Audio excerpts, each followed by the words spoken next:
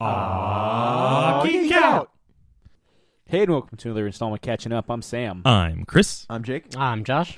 And here we are. It's now after Emerald City Comic Con and all that jazz. And to kind of, I guess, celebrate, we got our first interview in a couple weeks. I think it's been a while since we've had one. 2 or 3 weeks, I think. Yeah, at the very least. Maybe a month.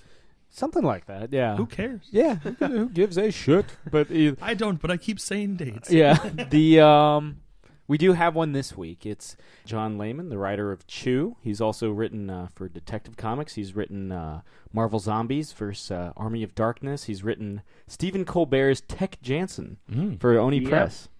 Hey, everybody. Thanks for coming on, John. Sure. So here we are. We're in the home stretch, and again, we're gonna get a little spoilery, but I always, up until this most recent story arc, I always thought it was going to be Tony Chu versus Mason Savoy, and you threw me for a loop. So, yeah, it is not. Savoy is finally getting his ultimate revenge on Tony, and it's not what anyone thinks. Was it always... Now, I mean, because you had said that you had the ending planned out before the first issue came out, so was it... It was never going to be between those two at the end of the series. I mean, if you read issue 5, we've got this kind of repeating motif that the Cibopaths are bound to, one dies and one eats the greatest enemy. I mean, it's the last line of issue 5. And I mean, and we repeat it with the Cibopath. I mean, the Collector, because the Collector is like, eat me and gain all my knowledge. And Tony's like, no, that's not happening. And obviously he doesn't want to eat Savoy either, but he's a little more forced into a corner on that one.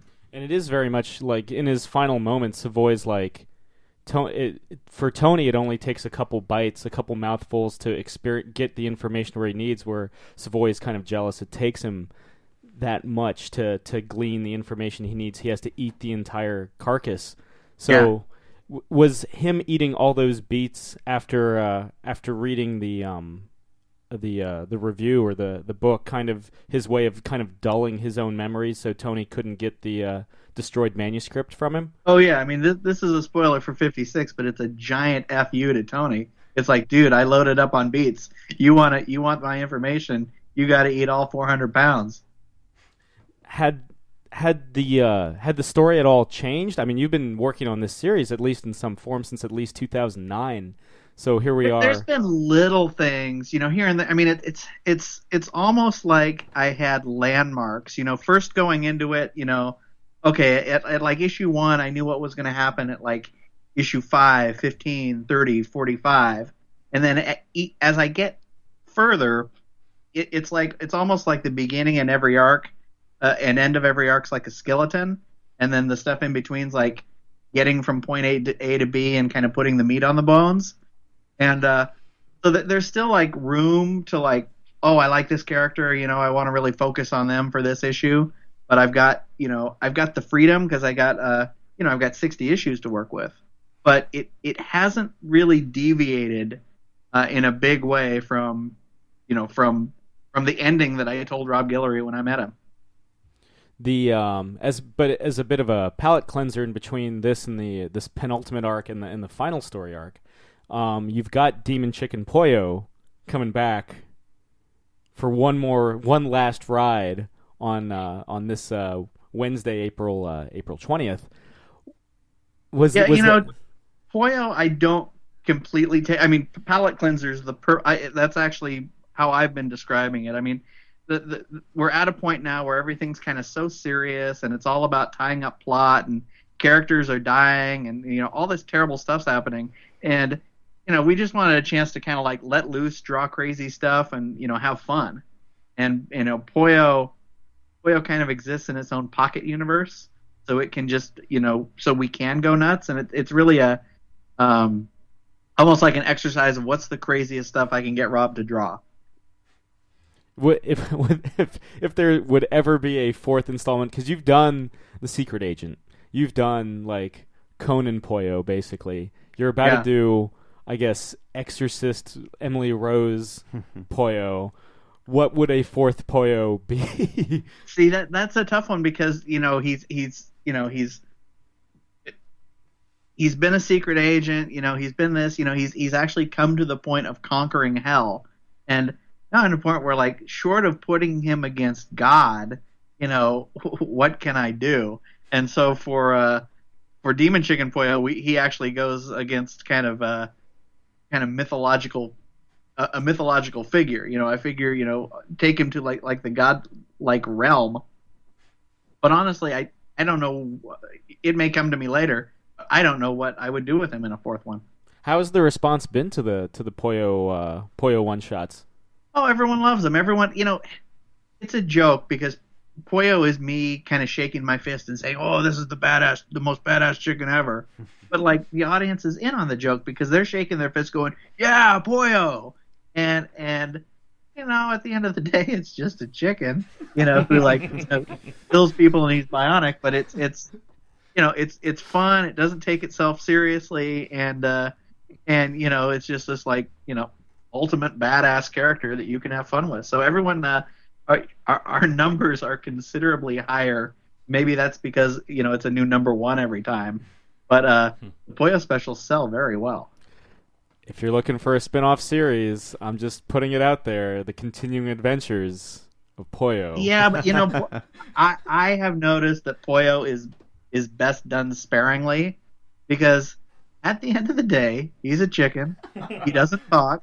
I think once a summer blockbuster that comes out every other, we put a Poyo out basically every other year, every other summer. It's our Michael Bay, explosion spectacular, but it's not terribly sophisticated, and I think it works best in small doses. Fair. So you are right though. I mean, in the last, you right the motherfucker. You're always right. The last arc was particularly heavy. I mean, you did throw me for a loop there. I thought that Tony was about to become a widower. By the end of this it thing. sure looked like that, didn't it? It did. Is that dark tone gonna kind of exist in permeate just through those last 5 issues? Well, a lot more characters die, so I guess yes. Very much a Pyrrhic victory by the end of it, if a victory at all. I've always said at the end, it's not a matter of what character dies. It's which characters live because. The body count's real high at the end. Though, one thing that the series had always maintained, I thought, was a very, very sharp sense of humor. I mean, I think at the first mention, at least if I remember correctly, the first mention of the vampire, they're at like a bar called I think it's like Club Cirrhosis or something to that. Yeah. I was always like, that's really funny. But a lot of those are Rob's jokes. He puts those in, and he put them in kind of sparingly. The first. He didn't know me those first, 5 or 10 issues, but people really responded. And then, the in jokes that Rob kind of puts in, his just kind of goofy things, at the end of a 10-hour day, people really like it, and it adds to the, rereadability. But 85-90% of those kind of jokes are all, just Rob screwing around. 7 years later, I mean, how much I'm willing to bet you give him a lot more. I mean, artistic license with breakdowns and that sort of thing. I would assume. Well, I don't even look at breakdowns anymore. Once in a while, a little more towards the end now, because some of these pages are important. But I would go for 10 issues, and maybe there'd be a one panel art correction. That. He gets it. He understands it, and I think I learned this from being an editor at Wildstorm a million years ago. You pick your battles. I once edited this new guy, and he was always like, "Oh, this guy's right-handed, so he really should be wearing his watch on his right hand. Make the artist redraw it." And if you're there, nitpicking, tick tick tick, on pressing your artist's shoulder every 5 minutes, having him redraw everything, that's just a recipe for them to lose enthusiasm. So, I look at stuff, and every once in a while there'll be something that bothers me. Like there was a point where there was an Olive issue, issue 38, issue 42, where she's sucking her thumb. She's asleep and she's pretending to be asleep when her foster mom's checking in on her. And I'm like, there's no way a cephalopath would suck their thumb. And I overthought it and I should ask him for a correction. Then I look back, you step back and you think, is anyone going to notice? Is anyone going to care? Is it going to affect anyone's enjoyment of the story? And when the answer is no, then the answer is really don't mess with your artist and don't ask for art corrections because it's not necessary. Is it kind of bittersweet? I mean, again, you guys have been working together on this thing for 7 years. Are you guys planning to re-team post-Chew? Yeah, I think Rob's in a bigger hurry than I am. He's younger and hungrier, and I'm old and tired. And my whole goal in life, I grew up in the '80s on Cerebus. You guys know Cerebus? No. It was an independent comic book that ran 300 issues, Canadian thing by a guy named Dave Sim. And in the 80s, Sorry, I know. Yeah, okay. I mean, it veered off into unreadability. You can't get to the end, but the central conceit, having your own world that you control and that you own, and telling this epic story. That's all I've ever wanted to do. My Cerebus. My 64 issue thing with a beginning, middle, and end. And now that I've achieved my goal, what do I want to do next? I don't know. So I'm gonna take some time off. I'm gonna look at the market. I'm gonna, go to the gym. I'm gonna swim. I'm gonna relax. And I'm just gonna figure out, what do I want to do next? But I'm not gonna have the next thing like a month later. I want retailers to miss us a little bit. So when we come back, they'll be like, oh, those guys sold comic books for us consistently. Let's order their new book. I remember it was Dave Sim that did kind of the exact, almost like a meta argument on that with Spawn. Yeah.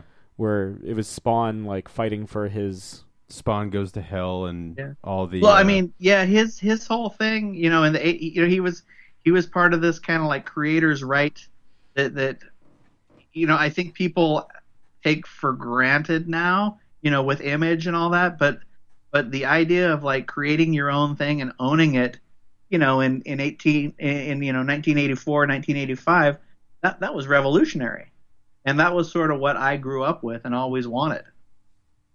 And now people have lived with Image, the Image gang blazing that trail, and people own their own books all the time. At this point, would you say you're kind of basically done with licensed writing for licensed properties, or with the big two? No, well, I have a limited enjoyment of superhero stuff. I learned that with Batman because they kept they kept wanting me to do more, and I'm like, you know what? One superhero book is fun. You do 3 books a month. For me, that's work. It's not rewarding enough. But yeah, I'm doing Mars Attacks right now for IDW. That's a great series. When does this air? We'll have it up. The Wednesday before Chicken Poyo. Yeah, the 13th. Okay. As long as you, I'll give you something. As long as you don't put this up before Emerald City. Of course. But they're announcing. Dark Horse is announcing I'm on Judge Dredd versus Aliens versus Predator. Oh shit! Yeah. I'm turning red right now. So that and I'm doing a book. I'm doing a book for Aftershock with a really famous artist who they haven't named. He's super slow, so I only have to turn in a script once every 4 months.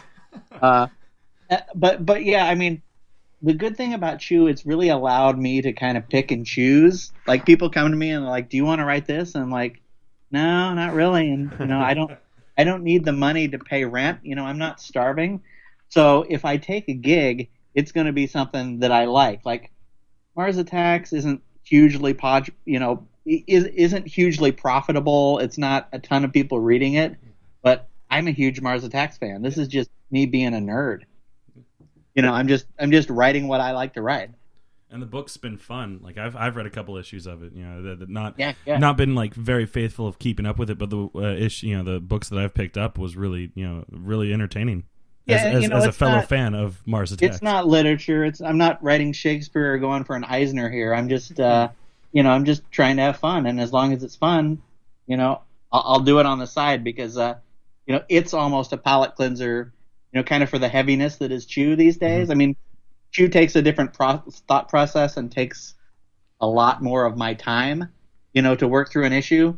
Where Mars Attacks, I just make up a crazy weapon or a mutated bug and just blow a bunch of shit up. It's it's easy.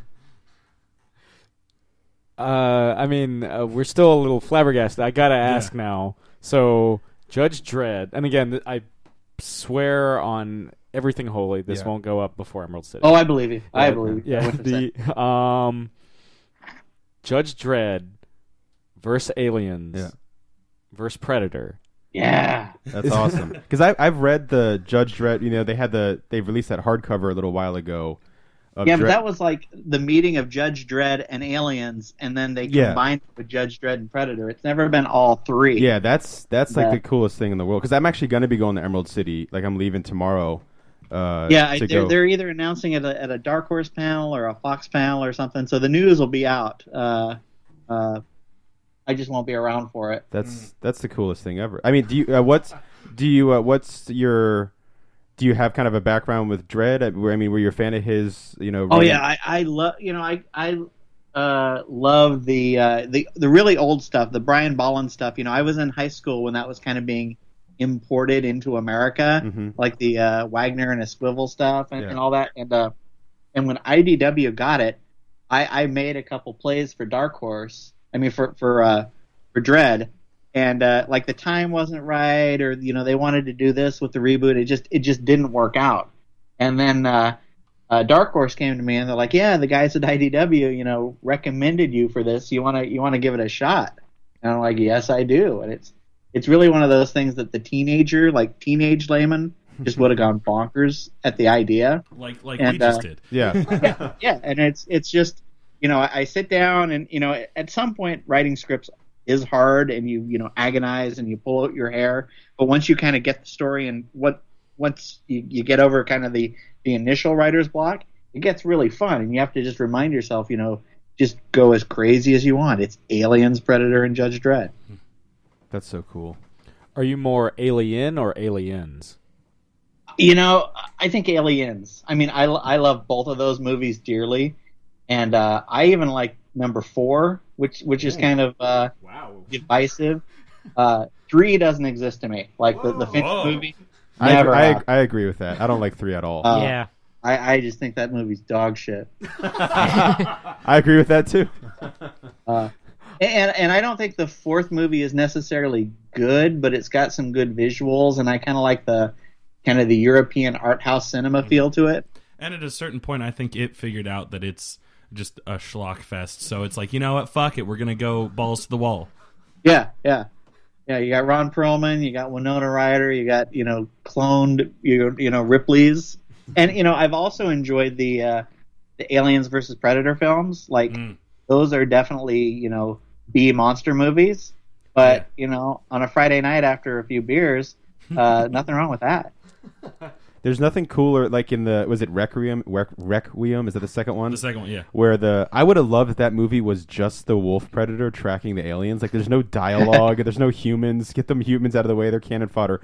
But yeah, I always love the scenes of like the wolf predator just doing its work. like tracking the alien, or the pred alien, I guess is what it is in Requiem, which is cool. But yeah, I those movies are fun too. I mean, yeah, they're not the greatest, but who cares? It's you see an alien throw down with a predator, or a pred alien for that matter, and it's just really cool. But Requiem got really dark with the hospital in the end, where there's that woman who's like giving birth to all the it goes crazy because the first one was what, PG-13. Yeah. And the whole point of that rubbed everyone the wrong way. Lance Hendrickson. Yeah. The whole point of having Requiem be the subtitle was so they could say AVP R just to drive home that it was an R-rated movie. Yeah. That's funny. I like little touches with Lance Hendrickson in the first Alien vs Predator. Like there's that that noble sense of the Predator, or that the rules that lives by, where it won't kill. Like in Predator 2, it doesn't kill the one woman because she's pregnant. If you don't have a weapon. Yeah, they've got their own code of honor. Yeah, I've always liked that. Yeah, that Hendrickson has cancer, and the Predator's like, all right, fine, and then Hendrickson dooms himself with a flamethrower or whatever. And I love that they keep getting Lance Hendrickson to come back into That's these movies to be like the thread. It's like, oh, okay, Yeah. he's Waylon. He's fought aliens, predators, and Terminators. Yeah. So Not a bad career. that guy's got it going. So I'm sure you get this question all the time, but I gotta ask: is there any progress on the Chew animated film? That's a no. It moves really slow, and it's kind of like the Hollywood guy is also at the same time working on the live animation, the live action, and at the moment, the TV show looks more real than the cartoon, but these things like move at a glacial pace, and like nothing will happen, and then suddenly a lot of things will happen, and nothing will happen, and so yeah, the good news is, in Hollywood terms, it's not dead, but boy, it moves slow. Is it for the series? Would it be the same cast? Would it be Stephen Yeun, Felicia Day, and David Tennant? Not completely, but we do love Stephen Yeun. We're trying to figure out if he's available or not. But who cares about those other minor actors? Yeah. Well, Tennant worked great as a voice guy, but I don't. The other point is that's all wishful thinking. We're not at the cast stage yet. Because you want a big guy, you want John Goodman or Brendan Gleeson or Nick Frost, for Savoy. David Tennant, had the great voice, but he certainly doesn't look like Savoy. Yeah, it's almost like a Brian Blessed character now. Oh yeah, he'd be another good one. Oh, he's so great. I haven't forgiven him for Boss Nass though. Oh yeah, he's forever Flash Gordon, or not Flash Gordon, but Flash Gordon, Hawkman, The leader of the Hawk. Yeah. I guess the only on-screen Hawkman so far. Yeah. The best on-screen Hawkman. But yeah, it's frustrating because there's either stuff I can't talk about, there's nothing tangible until it happens, and all I can say is lately I've been taking a lot of calls, but I'll take a lot of calls and then nothing will happen for 4 months, and then something will happen again. I think we had Tim Seeley on the show earlier, and we were talking to him about the hack/slash adaptation, and he was kind of in the same boat. Yeah. But look at Preacher. Preacher took 15 years, and now it's finally showing up on AMC, and it looks pretty awesome. I'm excited for that. Yeah. Well, something we try to ask everybody that we have on the show, John, what are you currently geeking out over? Plants vs. Zombies Garden Warfare 2. That's the quickest and just best answer. Most assertive response we've ever had to that. He's like, I know what the fuck I'm geeking out on. Usually there's a, what am I watching? I can't stop playing it. And it's becoming a problem. All I want to do is just play this game. It's like a fun shooter. It's where you're a plant or a zombie and you level up your characters and kill other players, and it's just I just sit there and can play for hours a night, and I have to get stopped because I will play all night and then not work, and I'll take breaks. Oh, I just got to kill a few zombies. It's 2 hours later. Always kind of like, I'll write the next 3 pages, but only after I hit this level. Yeah, and then it never happens. A lot of times you don't know how true that is. A lot of times our episodes won't start until Sam can catch the next Pokemon in what's the Pokemon game you're playing? Pokemon Shuffle. Yeah. So we have to sit here. He's like, almost got him. Yeah. Almost got him. Well, when I geek out over stuff, it tends to be either game related or movie or TV. I read comic books mostly by my friends to keep up with what they're doing. I don't necessarily read Big Two stuff, because unless I'm working for the Big Two and I'm kind of researching to know what's going on in the world. I've been around too long to follow events. So I'd much rather read Seeley's revival than Grayson, you know? And I'm sure, I'm sure Grayson is high quality. I just, at the end of the day, it's a corporate character who's not going to change. I would rather see him, I would rather see what he's doing when he's playing God, not just playing with someone else's toys. Good way of putting it. Had you always kind of been a gamer? Like, I suppose, like you were mentioning 80s, that would be like prime Atari 2400 generation. Yeah. I mean, I was, and then I had a kid, and I kind of like, a kid will be a time suck, once you're like putting him to sleep and all that. And I missed a lot of years where all I was doing was, if I finished a Grand Theft Auto, it would be a triumph. But now, he's old enough that he's playing games, and we play all the Lego games together and stuff like that. So. That's right. Yeah, the PS4 or the Xbox is on in the evenings with either or both of us playing now. Sweet. Yeah, those Legos games are fun. It's funny. Sam and I, we did what the Lego Batman, the Lego 3. Batman 3, like 100% or whatever. But there's so many times when we're playing that game where there's like a puzzle aspect of it, and we come up with the most complicated solution, and we realize this game's really made for like 5-year-olds. All you have to do is you really could have just climbed a pole or something. You just climb the pole, but we're like, all right, so there's a glint of a shiny object there, so I think you can ricochet the explosive batarang. Yeah, but it's really just walk up and press B, and then you're to the next point, So yeah, those games are great, and the amount of characters they put in those games, and yeah, more and more. I mean, now they've figured out how to monetize it. So like, now we're gonna put this DLC 8-pack and all that. Yeah, and it's just. And the worst thing, if you're a parent, is these like pay to play, or the figure games, the Disney Infinity or Amiibo or Skylanders is like that's just a never ending suck of money.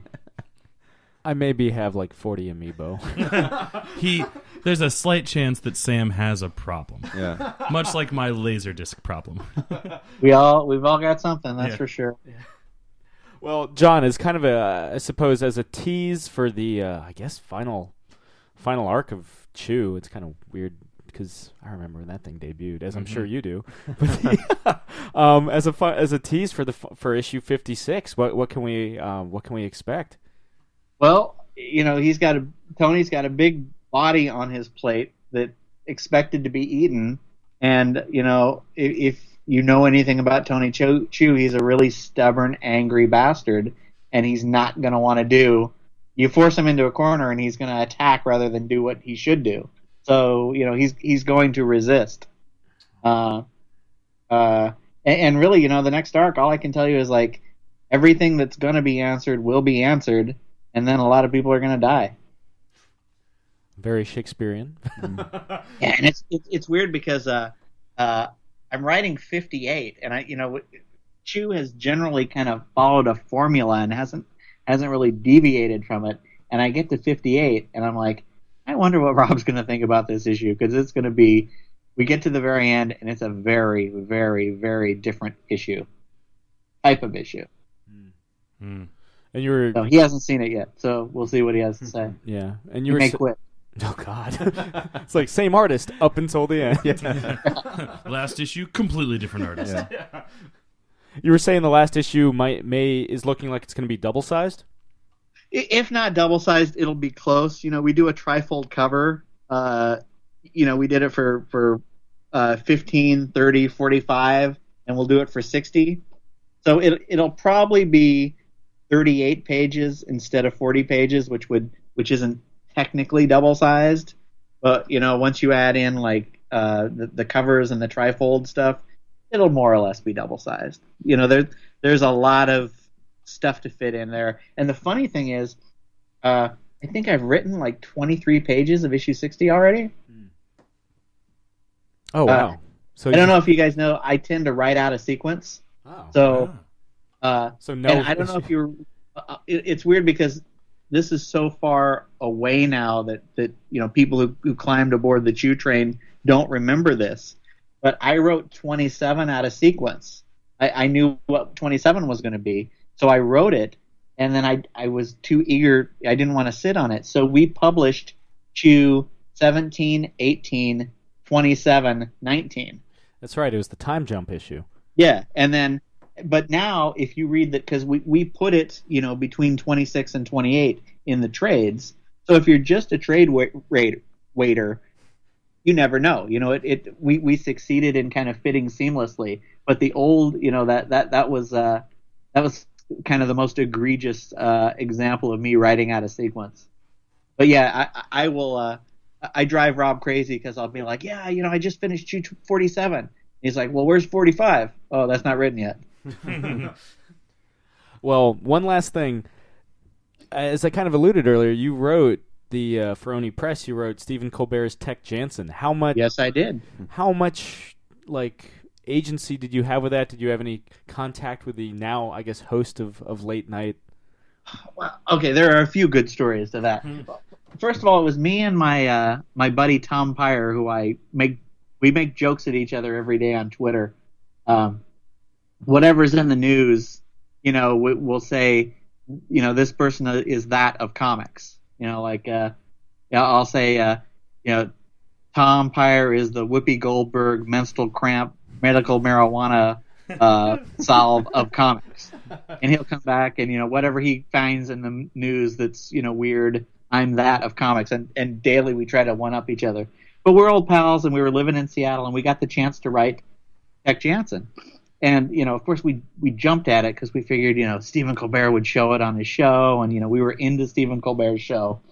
And, we put out an issue, and then there was, the writer's strike where, it went off the air for, six months, and he wasn't getting hold of us. And so I think we went, a year between issues. And, he would come, what was really flattering is we would get notes from him. And he'd be like, hey, I was sitting on my porch on a Sunday and I came up with this idea. Let's rewrite this and this and this. And we would rewrite and rewrite and rewrite. And he would keep throwing it back because that's how he worked with his writers. They would work up until air date. And finally, no one wanted to tell Stephen Colbert no. But finally we had to, tell him, hey, you keep noodling stuff. Artists can't draw it until you approve it. You have to, at some point, be satisfied with it and, let us draw it or it never comes out. And he's like, oh, yeah, duh. And but just the idea that, Stephen Colbert is sitting there on a Sunday reading your script and coming up with notes is really weird and flattering. So cut to it finally being done and it's in trade. We go to New York Comic Con and it's Robbie Rodriguez, who is now famous from Gwynpool. He finished it up, and all the Oni guys who were all great. And we met Stephen Colbert. He did a couple signings, and we wanted to be professional. We didn't want to geek out or slobber all over him. So we said we'd get one picture up with him. So we gather around, get a picture, hand the camera off to the girl with the shakiest hands in the universe. So our one picture with Stephen Colbert, you can kind of make out who it is if you've got it postage size. But yeah, that really blew. Shakiest hands in the universe. That's hilarious. Shakiest hands in the West, starring Don Knotts. And we kind of knew. We handed it to this girl, and she was so nervous to be taking his picture. You could see her shaking, but none of us thought, maybe we should take a second picture. Maybe this was a bad idea. That'll teach you to go to Comic-Con without a tripod. Yeah. Yep. Well, but he was a super cool guy, and he, we just, met him briefly, and he was signing, and then he started asking us, I can't remember what, maybe it was Star Trek questions or something, super nerdy that we didn't know. And Peter David was, a stone's throw away. We're like, oh, get Peter David. He'd know. And Peter David walked over, and all of a sudden they're talking about all this really weird esoteric sci-fi stuff that just went over their head, and it's wow, I wish I would have known that stuff so I could have talked to Stephen Colbert for 20 minutes. He does have or used to on the Colbert Report. Didn't he have Lord of the Rings knowledge? Oh yeah, I know. With James Franco. Yeah, the stuff that he nerds, he knows Lord of the Rings, and then Asimov and kind of old school classic sci-fi. And he is one of the longest running fans of Star Wars. He was invited to a test screening. Yeah, for the first one, the very first one. Yeah. Huh. He calls himself. And he wasn't he a bit player in one of the new Hobbit movies? He is in the second. I think he was an orc or something. Well, in the second Hobbit film, he is one of the mayor or lord of Lake Town spies. He's the one that moves the eye patch to the other eye as kind of. Oh, his... you're right. That's right. Yeah. That's fine. Too bad those movies weren't better. Oh God, yeah, they're like the Star Wars prequels for Lord of the Rings. Like both, Man, that's a great analogy. yeah, both narratively and quality wise. Yeah, I mean they each have kind of their own moments, but I guess so do the prequels. And they all should have been compressed into one movie instead of being a trilogy. Oh yeah. One of my favorite Stephen Colbert moments about Star Wars is I guess when he was interviewing George Lucas, one of the people came up to him and said, "Hey, call the lightsabers laser swords." He likes to call them laser swords. And so he's like, "Okay." So going into the break, or one of the, during one of the interview points, he mentioned laser swords. And George Lucas leaned in to Stephen Colbert and he's like, "They're called lightsabers." And Stephen Colbert was like, in his head, he was like, "I know they're called lightsabers, but I was trying to do you a favor, but I don't want to call you out on it. And now my entire cred is being ruined because, I thought that was funny. Hilarious. Laser swords. And then another worst thing is once the book finally came out, we thought, because he used to always pimp all his stuff, but at that same time, Marvel had him, because it had been such a long process. By the time the trade came out, he was like running for president of the Marvel Universe. So he was like pimping that every night on his show and never actually pimped the comic book. That's right. But we did get to meet him, and it was a cool, fun project on my bookshelf. Me, Tom Pyre, and Stephen Colbert. Yeah, I've got that issue, and I did wait that year. That's right, because Joe Quesada gave him the Captain America shield. Oh yeah, that's right. Yeah, Yeah, you could see it in the on his show now. It's still on the Late Show set, but yeah. Well, John, is there anything else you wanna plug while we got you on? No, just thanks for reading Chew, and thanks for spending some time with me. Yeah, looking forward to that ending, and thanks again for coming on the show. You say that now. I do. Yeah. In another couple months, we'll have you back, and we'll just be ribbing you on how much we hated it. I really how people are gonna, it's gonna be Sopranos-ian, where I think people are gonna be like, "What the fuck was that?" And then it'll take them a while to digest it to decide whether they liked it or not. But all I can say is it will be in keeping with Chew. Should I be listening to Journey while I'm reading that last issue? I should figure out a soundtrack, but I don't have one yet. Fair enough. Well, John, thanks again for coming on. And again, Demon Chicken Poyo is out in stores and on Comixology on Wednesday. With a sketch cover. Ooh. Our first, we wanted one sketch cover before the end of everything, so here it is. And there you have it. And John, thanks again for coming on. Sure. All right, guys, take care. Yeah, you too. Bye. What a lovely interview. Indeed. That was a fun one. That was Dropped a bombshell on us. Yeah, because... A big Draken bombshell. Yeah, because as the interview may have indicated, we maybe did that one before they announced that series. Yeah. So, but now we all know. Yeah. And now you know, too. Now we can legally say that we know. Yeah. We can legally post this episode. Yeah. So, yeah. Thanks again, John, for coming on. Yeah. You guys got, I suppose, nothing too new. We can go into really what's been going on, next time around. Yeah. Yeah. So, yeah. I think without much further ado, this has been another installment Catching Up. I'm Sam. I'm Chris. I'm Jake. I'm Josh. And we'll see you guys next week. Bye. Thank you very much. Good night, everybody. This has been another Geek Out production. If you enjoyed what you heard, hey, we've got a new commentary every Monday. We've got a special episode every Friday. Of course, there's the usual Catching Up show every Wednesday. And you get book club episodes just about every Tuesday these days. Thanks for listening.